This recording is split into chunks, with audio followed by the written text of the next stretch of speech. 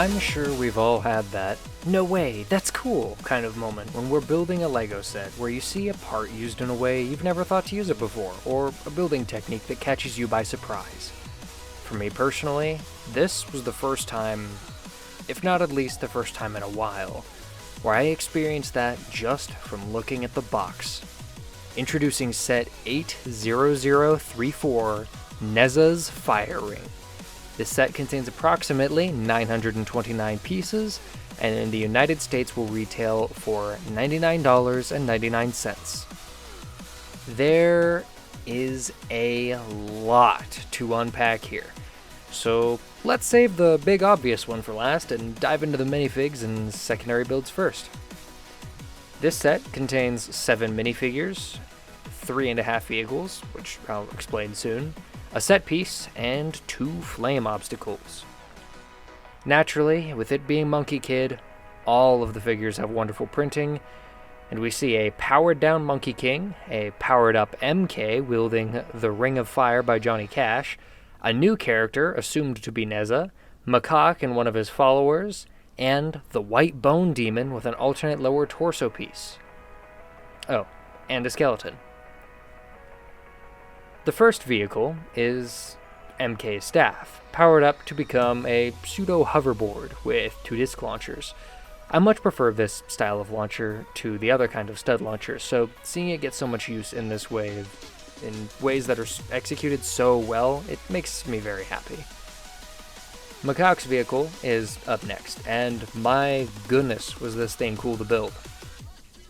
It's a very Star Wars speeder type build with a lot of its techniques, but the color scheme, paired with the use of things like the purple flame or the fog parts, the fishing poles as antenna or spines on the vehicle, the sleek shape, it's easily one of my favorites, if not my favorite, speeder type build to come out of a Lego set so far. And Leo agrees that it is easily worth it as a set alone. The White Bone Demon makes her first appearance in this wave atop a throne of violet and bone, spooky as ever, and keeping me beyond intrigued in the developing story of this series. Attached to the throne is a cage with a winch and chain, meant to house poor old Monkey King, who seems to have managed to be captured and potentially stripped of power given his unarmored appearance. Although, that might also just be to help him fit in the cage. Alright, now it's time to address the hamster in the wheel. Who is this Nezha fella, and why is their rig so cool? The minifigure boasts a curious design with bright pink pauldrons, a cape, and what looks like either a jet-fueled hoverboard or the coolest heelys I've ever seen. And his actual ride, now that is a vehicle of style. Leo and I were blown away when we saw that roller coaster tracks were being used to create a monowheel car that looks something like if Voltron designed Evel Knievel's stunt bike. For those of you at home that are skeptical of this design, the vehicle is somehow perfectly balanced and rolls very easily on most surfaces too. There is basically no friction when you roll this car around.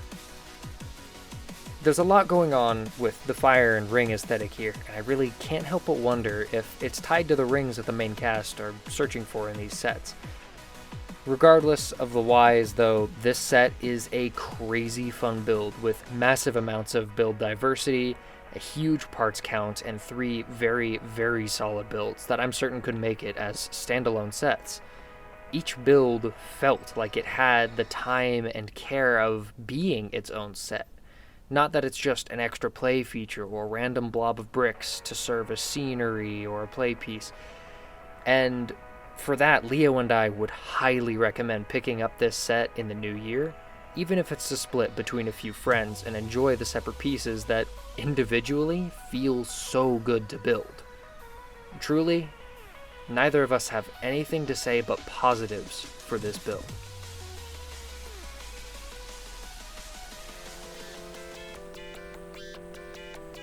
Once again, I would like to give a huge thank you to LEGO for sending us these sets. We had a wonderful time with them. It was an absolute blast getting to build these. Seriously, we can't thank you enough. You guys are awesome.